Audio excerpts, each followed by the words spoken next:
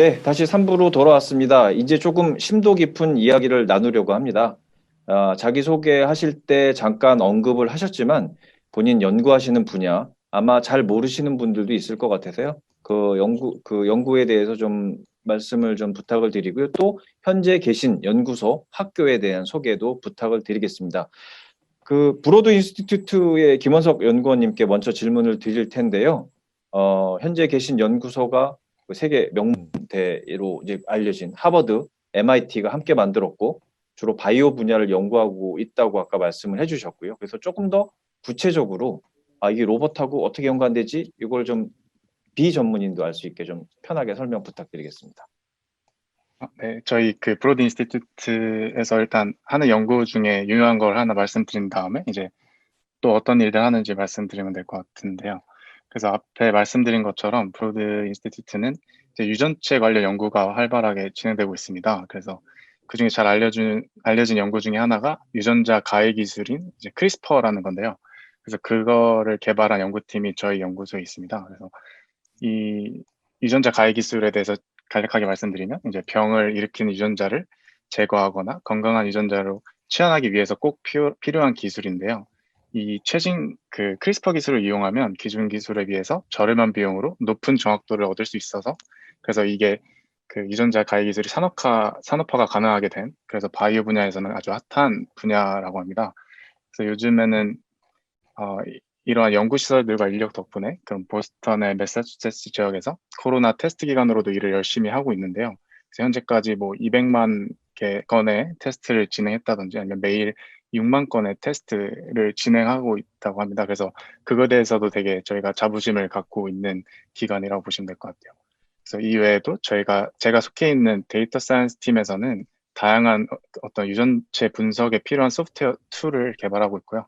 그래서 협업하고 있는 병원의 환자 데이터들을 모아서 그래서 학습시킨 다음에 그래서 인공지능 모델을 만들어서 환자의 병을 진단한다든지 아니면 예측한다든지 그런 모델을 개발하는 업무도 하고 있습니다. 네, 그중에서 김 선생님이 지금 하시는 분야를 조금 더 본인 전공 분야를 조금 더 상세하게 설명 부탁드리겠습니다.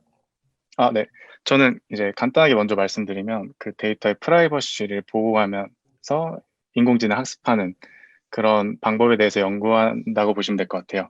그래서 요즘 같은 시대에 빅데이터 시대에 개인정보 해킹 사건도 많아지고 기업 간의 이제 데이터 어떤 소유권에 대한 분쟁도 많아지고 있는데요. 그래서 데이터 공유에 대해서 민감해지고 정보 보호의 어떤 중요성이 올라가면서 이제 데이터가 많으면 많을수록 이제 저희가 할 수 있는 일이 많아지는데 어떻게 하면 그런 분산된 데이터를 가지고 성능이 좋은 인공지능 모델을 만들 수 있을지를 연구한다고 보시면 될 것 같아요. 그래서 네, 이러한 데이터의 분산 소유권에 대한 어떤 논쟁 없이 그 여러 기관 혹은 개인들에게 분산된 데이터를 어, 직접적인 접근 없이 암호화나 블록체인에 사용되는 기술을 이용해서 인공지능 모델을 학습한다고 보시면 될 것 같아요. 그래서 이러한 연구를 가장 앞서서 개발해서 이제 유전체 상관 분석이나 신약 개발 파이프라인에 적용하는 등의 연구를 진행하신 그 조영훈 박사님 연구실에서 저는 연구를 진행하고 있고요. 그래서 현재 제가 맡은 프로젝트는 이제 프라이버시에 민감한 데이터들 중에서도 심전도 데이터를 주로 다루고 있습니다. 그래서 환자의 심전도 데이터도 이제 개인정보 중에 하나인데요. 그래서 이런 데이터를 통해서 질병을 예측하거나 아니면 뭐 간단하게는 심박수를 뭐 측정할 수 있겠죠. 그런 일들을 할 때 어떻게 하면 데이터를 직접 보지 않고 학습을 시킬 수 있을지, 어떻게 하면 그런 일련의 과정들을 가속화해서 그 실제 데이터를 보는 것만큼의 성능과 속도를 얻을 수 있을지 그런 부분을 연구를 진행하고 있습니다. 네, 그 보통 로봇 하면 우리가 이제 휴머노이드를 많이 생각하는데 이제 그렇지 않은 이제 로봇 분야가 굉장히 연구를 다양하게 할 수 있다는 좀 설명을 해주신 거로 좀 생각이 들고요.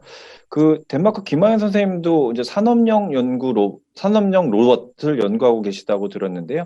요것도 좀 일반인들한테는 좀 생소할 것 같아요. 좀 현재 계신 그 학교 소개와 네. 일단 학교 소개 먼저 좀 부탁드리겠습니다. 어떤 연구를 하고 계신지 학교 분위기가 어떤지 궁금합니다. 네, 알보르 대학의 로보틱스 그룹은 현재 제가 지금 있는 곳입니다. 여기는 Materials and Production이라는 학과 소속 안에 로보틱스 그룹이 있는데요.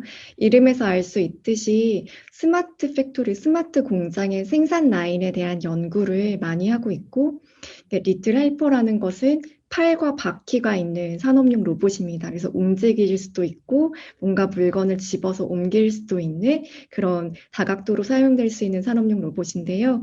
여기에 reinforcement learning이라는 강화 학습을 적용하는 연구를 하기 위해서 제가 파견이 되었습니다.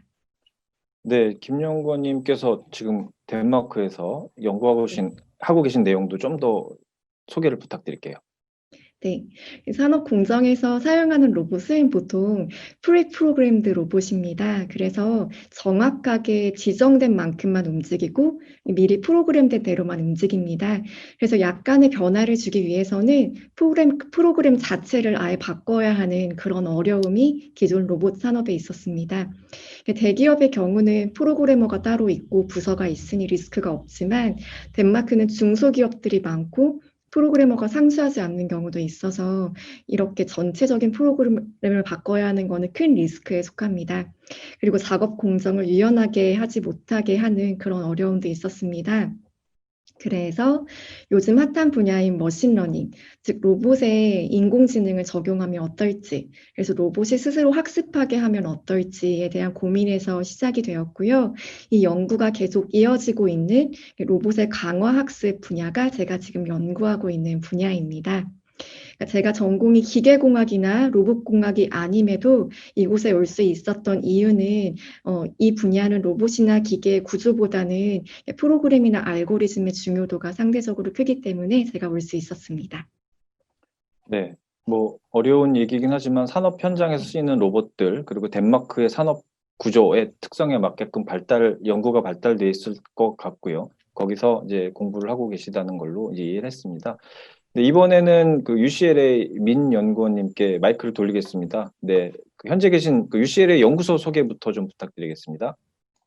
네. 제가 파견되었던 연구소는 UCLA에서 로멜라라는 연구실인데요.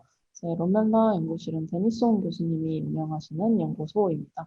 네, 홍 교수님 같은 경우에는 사실 한국에서도 다양한 뭐 방송 매체, 또 강연 아니면 책을 많이 내셔서 한 번쯤 보셨을 수도 있을 텐데 이제 다양한 매체에서 로봇 소개를 많이 하셨기 때문에 만약에 보신 분이라면 알겠지만 정말 다양한 분야의 로봇을 많이 하고 계십니다. 그래서 그 중에서도 연구실에서 주요적으로 가장 중요하게 생각하는 로봇들은 이제 다 가족 보행 로봇들로 이제 다리가 달린 두 개든 네 개든 세 개든 이렇게 다리가 달린 로봇들에 대한 연구가 많이 이루어지는데요. 롬멜라는 특히 이제 미국에서 가장 최초의 휴머노이드인 찰리라든가 아니면 교육용 휴머노이드로 잘 알려진 이제 미니 사이즈의 다윈 오피 등을 개발한 연구실로 이제 이족 보행 로봇이 되게 유명하다고 보시면 될 것 같습니다. 네, 뭐 데니스 원 교수님은 한국 사회에서도 워낙 유명하신 분이기도 하시죠. 그 제가 듣기로는 그 홍 교수님 랩만의 어떤 독특한 연구 문화가 있다고 들었는데요. 어떤지 좀 소개를 부탁드리겠습니다. 네, 그렇죠. 데니송 교수님 되게 많은 매체에서 인터뷰도 많이 하시고 해서 되게 유명하신데 그 유명한 만큼 되게 다양한 외부인 분들도 되게 많이 찾아주십니다. 그래서 이제 방문해 주시는 외부인들을 이제 연구실 소개를 해드릴 때 데니송 교수님이 항상 이제 자부심을 가지고 소개하는 것들이 몇 가지 있는데요. 이제 가장 크게 자부심을 가지고 설명해 주시는 부분이 아마 이제 연구실에 있는 화이트보드라고 이 있습니다. 그래서 로멜라 같은 경우에는 따로 회의 공간이라고 불릴 수 있는 어떤 공간이 없습니다. 그래가지고 이제 그 회의 자체가 연구실 전체 뻥 뚫린 공간에서 이루어지는데요. 한쪽 벽면 자체가 전체가 화이트보드로 이루어져 있는 공간이 있습니다. 이제 회의가 시작을 하면은 그 화이트보드를 처음부터 끝까지 빼곡하게 채워 나가서 회의를 끝내는 경우가 되게 많은데요. 이제 그 부분을 되게 교수님께서 자부심 있게 설명을 해주시는 것 같아요.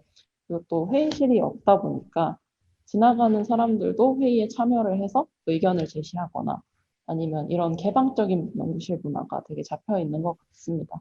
그리고 또 한 가지 더 설명을 드리면 CNC 릴러나 액추에이터 개발 등그 로봇의 가장 처음 단부터 끝단까지 실험을 할 수 있는 끝단까지 이제 연구실 내에 자리가 다 마련되어 있어서 이제 연구자들이 자유롭게 의견을 내거나 아니면 개발을 할 수 있고 실험을 할 수 있는 환경을 좀 조성한 연구실인 것 같아요. 네, 좀 그 자유롭고 재밌는 연구 분위기일 것 같습니다. 그런 연구실에서 민 연구원님 어떤 연구하고 계신지 본인 연구 소개 부탁드리겠습니다. 네. 앞서 말씀드렸다시피 로멜라는 이족 보행 로봇 분야에서 굉장히 활발하게 연구를 하고 있는데요. 저 또한 마찬가지로 이제 이족 보행 로봇의 보행 패턴 연구에 대해서 진행을 하고 있습니다. 이제 휴머노이드 로봇은 이제 다양한 영화에서 소재가 많이 되었다시피 되게 유명하고 사람들이 관심을 많이 가져주는데 사실 영화만큼의 기술력을 구현하기에는 아직 어려운 점이 많은 것 같습니다. 기초적으로 걷는 모션부터 시작을 해서 이제 뛰는 거는 당연히 아직까지는 힘들고요. 그래서 다양한 사람들이 다양한 분야에서 이제 서로 협업을 이뤄서 휴머노이드 로봇 하나를 만들 수 있다고 생각을 하는데 이제 저 같은 경우에는 그 중에서도 휴머노이드의 몸체 궤적을 어떻게 형성하고 그 몸체 궤적이 어떻게 형성이 되어야지 안정적으로 걸을 수 있는지에 대한 연구를 하고 있습니다. 네, 세 분의 연구 분야, 그다음에 계신 곳들이 어떤 연구를 하고 있는지 연구 동향을 잘 들을 수 있었습니다. 3부에서는 여러분들의 연구에 대해서 잘 들어봤고요. 예, 다음 4부에서는 교수님들을 모시고 교수님들이 직접 질문하는 날카로운 질문들이 준비되어 있습니다. 그럼 4부에서 다시 만나 뵙도록 하겠습니다.